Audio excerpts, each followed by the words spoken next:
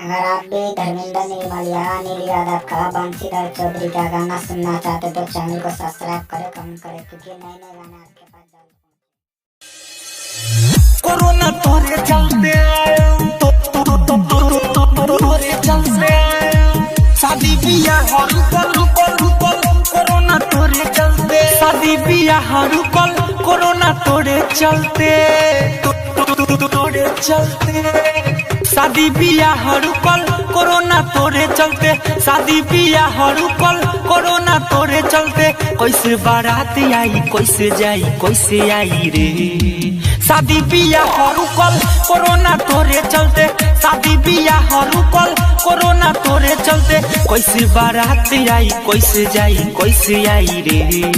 शादी बियाह रुकल कोरोना तोरे चलते शादी बियाह रुकल कोरोना तोरे चलते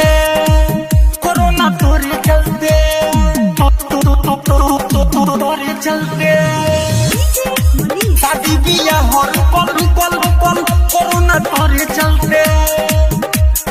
अमित रिकॉर्डिंग स्टूडियो अपहर।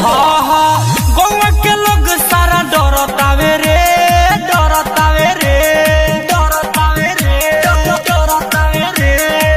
पंडित जी दिन नहीं धरतारे रे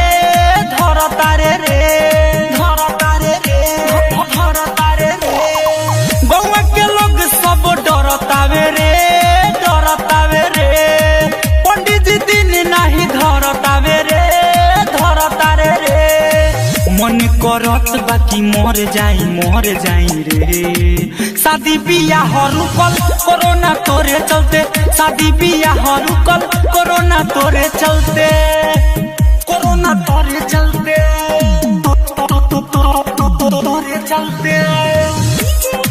शादी बियाह रुकल कोरोना तोरे चलते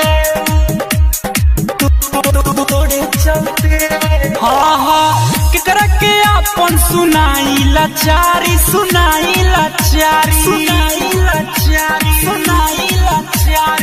न जाने दूर कब जाई बेमारी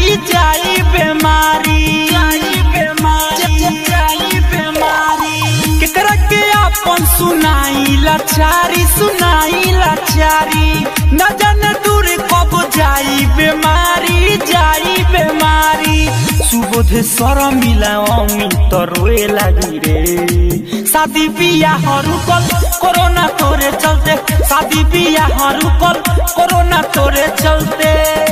शादी बियाह रुकल कोरोना तोरे चलते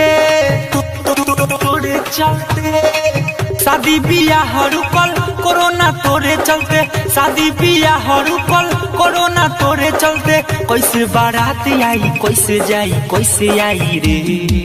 शादी बियाह रुकल कोरोना तोरे चलते शादी बियाह रुकल कोरोना तोरे चलते।